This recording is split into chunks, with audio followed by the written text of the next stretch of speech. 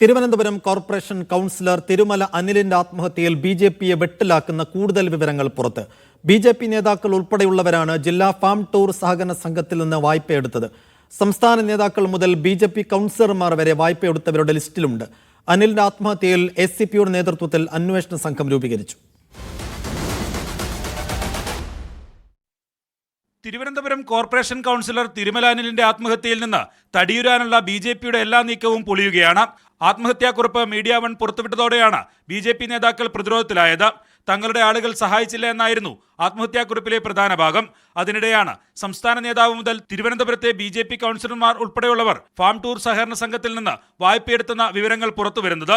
8 ലക്ഷം മുതൽ 12 ലക്ഷം വരെയുള്ള തുകയാണ് ഇവർ വായ്പയായി എടുത്തത്. എന്നാൽ ഈ തുക തിരികെ എത്തിയില്ല.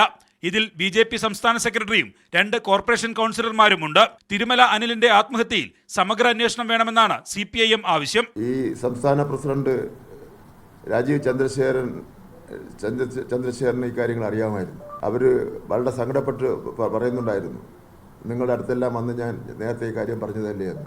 അവിടുന്ന് ലോൺ എടുത്തിട്ടുള്ളവർ എല്ലാവരും മഹാഭൂരിപക്ഷം വരുന്ന ബിജെപിക്കാരാണ്. അനിൽകുമാറിന്റെ ആത്മഹത്യയിൽ സംഘപരിവാർ പ്രവർത്തകരിലും പ്രതിഷേധം ശക്തമാണ്. പരസ്യപ്രതികരണം സംസ്ഥാന നേതൃത്വം വിലക്കിയെങ്കിലും കൗൺസിലർമാർ ഉൾപ്പെടെയുള്ളവരുടെ ഫേസ്ബുക്ക് പോസ്റ്റുകളിൽ പ്രതിഷേധം നിറയുകയാണ്. ബിജെപി തിരുമലയിൽ വിളിച്ചു ചേർത്ത അനുശോചന യോഗത്തിൽ നിന്നും എതിർപ്പറിയിച്ച ഒരു വിഭാഗം വിട്ടുനിന്നു. അതിനിടെ ആത്മഹത്യ അന്വേഷിക്കുന്ന പ്രത്യേക അന്വേഷണ സംഘം തെളിവ് ശേഖരണം തുടങ്ങി. അനിൽകുമാറിന്റെ സഞ്ചയന ചടങ്ങുകൾ കഴിഞ്ഞ ശേഷമാകും കുടുംബത്തിന്റെ മൊഴി പോലീസ് രേഖപ്പെടുത്തുക. Media one, Thiruvananthapuram.